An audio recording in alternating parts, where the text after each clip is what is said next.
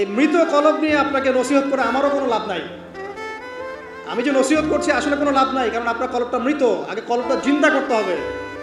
কলব জিন্দা হবে দুইটা কাজ, মাত্র দুইটা কাজ। এক, বেশি বেশি কোরআন তেলাওয়াত করা যাবে ইনশাআল্লাহ। আল্লাহ আমাকে তৌফিক দেখ, আপনাদেরকে তৌফিক দেখ। একটা হচ্ছে দুই, বেশি বেশি আল্লাহর জিকির, বেশি বেশি আল্লাহর জিকির, চলতে ফিরতে সুবহানাল্লাহ, আলহামদুলিল্লাহ, আল্লাহু আকবার, লা ইলাহা ইল্লাল্লাহ, লা হাওলা ওয়ালা কুওয়াতা ইল্লা বিল্লাহ, হাসবুনাল্লাহু ওয়া নি'মাল ওয়াকিল, মানে চলতে ফিরতে, আস্তাগফিরুল্লাহ ওয়া আতুবু ইলাইহি। ঠিক আছে, যত জিকির জানেন চলতে ফিরতে করতে থাকেন, কলব জিন্দা হবে ইনশাআল্লাহ। কলব জিন্দা না হলে নসিহত ঢুকে না ভিতরে। এই যে আপনি একটা কথা শুনছেন, আপনি নসিহত গ্রহণ করছেন, আরেক ভাই শুনছে গ্রহণ করছে না, কারণ কি জানেন? আপনার কলবটা জিন্দা, তার কলবটা মুর্দা, এতটুকু কথা। হ্যাঁ, কোরআন সুন্নাহ সবার কাছে আছে না? তো সবাই তো পড়ে হেদায়েত পাচ্ছে না, পাচ্ছে না। কিছু মানুষ পাচ্ছে, কিছু মানুষ পাচ্ছে না। কারণ কি?